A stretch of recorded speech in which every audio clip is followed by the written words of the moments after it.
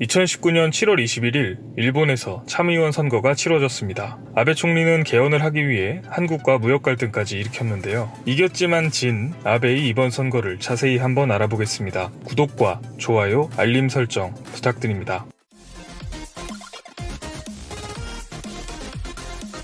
안녕하세요. 세상 모든 잡다한 지식을 알려드리는 잡시광입니다. 최근에 진행되고 있는 한일 양국의 무역 갈등 때문에 우리 국민들에게는 한국 선거보다 더 관심이 있었던 일본 선거였습니다. 참의원은 총 245명으로 3년에 한 번씩 의원의 절반을 국민투표로 다시 뽑습니다. 이번에 치러진 제25회 일본 참의원 선거의 결과를 살펴보면 124석 중 아베 신조 총리가 이끄는 여당인 자민당이 57석, 열린여당인 공명당이 14석으로 집권여당이 71석을 얻었습니다. 그 뒤로 제1야당인 입헌민주당이 17석, 일본 유신회 10석, 공산당 7석, 국민민주당 6석, 레이와 신생굼이라는 신생정당이 2석, 무소속 10석이라는 결과가 나왔습니다. 따라서 아베의 열린여당은 이번 선거에서 치러진 124석 중 71석을 차지하며 선거에서 승리했습니다. 남아있는 절반의 의석과 이번 선거에서 당선된 의석을 합친 전체 의석을 보아도 전체 의석 245석 중에 자민당이 113석, 공명당이 28석으로 자민당만으로는 과반을 못 넘지만 열린여당인 공명당의 의석까지 합치면 141석으로 과반을 넘어가게 되었습니다. 사실 일본의 야당이 분열되어 있는 상태에서 이번 선거는 시작부터 아베의 연립여당의 승리가 기정사실인 상황이었습니다.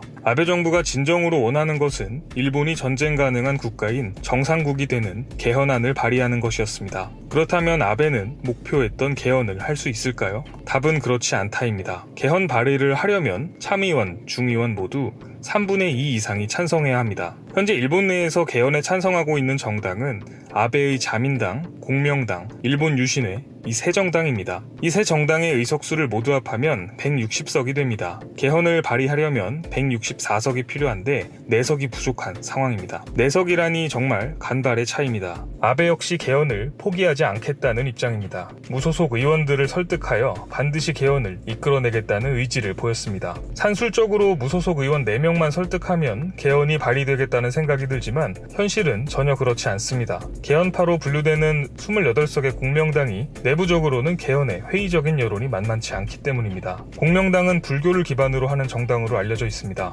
따라서 당 내부에 전쟁을 원치 않는다는 세력이 만만치 않다고 합니다. 일본 언론들도 아베 총리의 임기 내 개헌은 사실상 어려워졌다는 보도를 내놓고 있습니다. 하지만 아베는 다수의 의원들이 공감할 수 있도록 개헌안에 더 공을 들이겠다, 무소속 의원들을 설득하겠다는 등의 발언을 하며 개헌에 대한 집착을 버리지 못하고 있습니다. 따라서 공명당, 일본 유신회를 비롯한 개헌 세력의 결집을 위해 한국과의 갈등을 더 악화시킬 것이라는 전망도 나오고 있습니다. 개헌이 어려워지자 아베의 자민당 역시 바쁘게 움직이기 시작했습니다. 아베 총리의 이번 임기 내 개헌이 사실상 어려워지자 앞으로도 개헌을 추진할 인재는 아베 총리밖에 없다며 선거가 끝나자마자 아베의 사선론, 즉 재집권론을 들고 나온 것인데요. 아베 신조는 2018년 9월 총리로 선출되며 3선 연임 총리가 되었습니다. 자민당의 당규상 3선 총리는 불가능했지만 당규까지 바꾸면서 3선에 성공했습니다. 임기는 2021년 9월까지로 3년입니다. 아직 채 1년도 되지 않았는데 자민당에서는 아베의 4선론을 거론한 것이죠.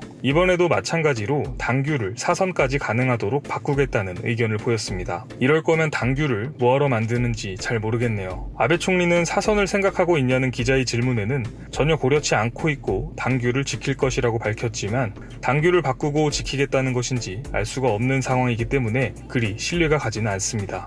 뿐만 아니라 아베 총리가 개헌을 위해 쓸 수 있는 마지막 카드로 중의원 해산까지 거론되고 있습니다. 일본은 내각의 총리가 중의원을 해산시키고 다시 국민투표를 진행할 수 있는 권한을 가지고 있습니다. 물론 패배할 경우 실각할 수 있는 위험이 있지만 최근 일본의 야당이 완전히 분열되어서 제 역할을 하지 못하는 상황에서 의회를 해산시키고 다시 선출해도 아베의 자민당이 패할 가능성은 낮기 때문입니다. 아베는 분명 선거에서 이겼지만 개헌에서는 졌습니다. 선거 후에 나오는 이야기들은 아베의 사선 준비, 의회 해산 등등 아베 입장에서는 씁쓸한 소식들 뿐인 것 같습니다.